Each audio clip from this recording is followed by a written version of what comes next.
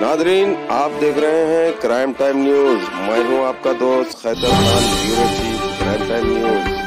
हर तरह की खबर से जुड़े रहने के लिए हमारे चैनल को लाइक करें, सब्सक्राइब करें और देखते रहिए क्राइम टाइम न्यूज।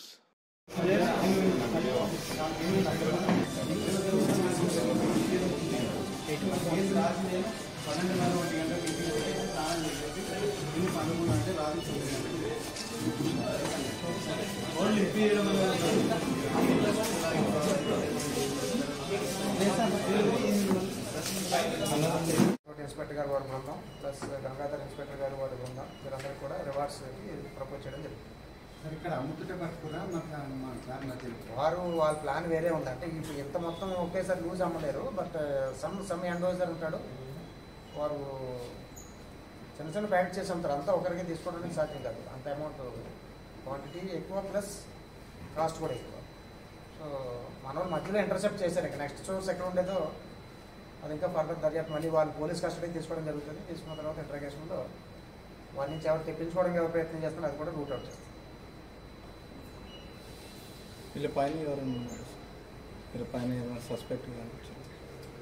ఇప్పుడు ఏదైతే డ్రగ్స్ కేసులు ఏవైతే ఉన్నాయో ఈవెన్ 1 కేసులో ఉన్నా కూడా సస్పెక్ట్ షీట్ ఓపెన్ చేయడం జరుగుతుంది. అది మళ్ళీ వాళ్ళ నివాస ప్రాంతం ఎక్కడ ఉంటే ఆ పోలీస్ స్టేషన్ పరిధికి ట్రాన్స్ఫర్ చేయడం జరుగుతుంది. అలా గతంలో కూడా చాలా చేసి ఉన్నాం. గంజాయి కేసు సంబంధించి మామూలు దొంగతనం కేసులు 5-6 కేసులు అట్లా నాకు ఉంటుంది ఒక్కొక్క తీవ్రతను బట్టి. సో గంజాయి కేసు ఒకసారి ఇన్వాల్వ్ అయినా కూడా షీట్స్ ఓపెన్ చేయడం జరుగుతుంది. అది వాళ్ళ గవర్నమెంట్ పాలసీలో భాగం. సో వారి మీద నిరంతరం నిఘా ఉంచడానికి ఆ షీట్ ఉపకరిస్తుంది అన్నమాట.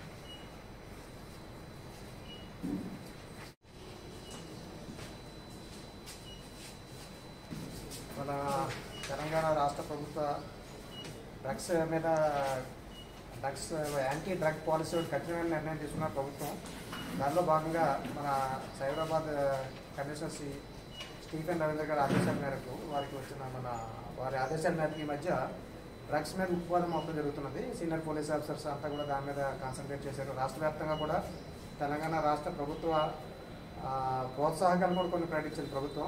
ఎవరైతే డ్రగ్స్ సంబంధించిన వర్క్లో పోలీస్ ఆఫీసర్స్ కానీ ఎక్సైజ్ కానీ ఇతర ఎన్ఫోర్స్మెంట్ అధికారులు మంచి పని చేస్తారో అటువంటి వారికి అవసరమైతే అత్యవసరంగా అంటే మన యాక్సిలరేటెడ్ ప్రమోషన్స్ కానీ తర్వాత తగు రివార్డ్స్ కానీ అనౌన్స్ చేశారు ప్రభుత్వం మంచి వర్క్ చేసిన వారికి. ఇదంతా డ్రగ్స్ని కట్టడి చేయాలి. యువత ఈ మత్తు పదార్థాలకి అది నష్టం కాబట్టి యువత పెడదారులు పట్టకుండా ప్లస్ సేమ్ టైం ఎవరైతే సప్లై చేస్తారో ప్లస్ కల్టివేట్ చేస్తారో వారి మీద ఉక్కుమాదం మోపడం.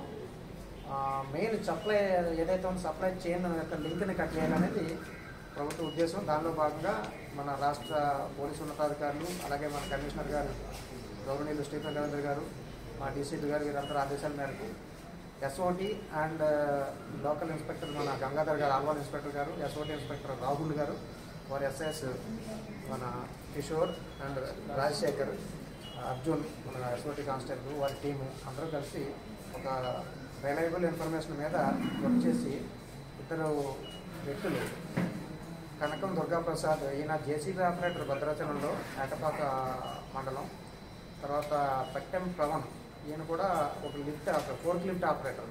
ఈయన కూడా భద్రాచలం ఏజెన్సీ ప్రాంతాల్లో కేజీ సుమారుగా ఒక 6,000 నుంచి 8,000 రూపాయలకి అక్కడ గాంజాయి కొని హైదరాబాద్ సిటీలో దాన్ని అధిక ధరకి అంటే ఇక్కడ సుమారు 20,000 నుంచి 30,000 రూపాయలు ధరకి ఈ గాంజాయి అమ్ముకుంటున్నారు.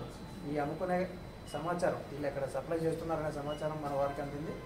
ఎస్ఓటీ గారు ఆఫీసర్స్ మన ఇన్స్పెక్టర్ రాహుల్ గారు వారి టీము మన గంగాధర్ ఇన్స్పెక్టర్ గారు ఆల్వాల్ వారిద్దరూ కలిసి నిన్న సాయంత్రం 8 గంటలకి ఈ కానాజీ కూడా ఈ గ్రీన్ ఫీల్డ్స్ కాలనీ ఆర్చ్ దగ్గర వీరు ఉంటే వారిని అరెస్ట్ చేసి ఇద్దరు అక్యూజ్ని అరెస్ట్ చేసి వాళ్ళ దగ్గర నుంచి సుమారు 23 కేజెస్ ఆఫ్ గాంజా స్వాధీనం చేసుకున్నారు.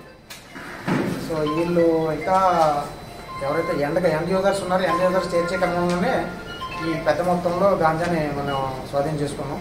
ఇంకా ఇది సప్లయర్స్ ఎవరనేది అది కూడా గుర్తించాల్సి ఉంది. ఆ ప్రాసెస్లో కొత్త ఇతర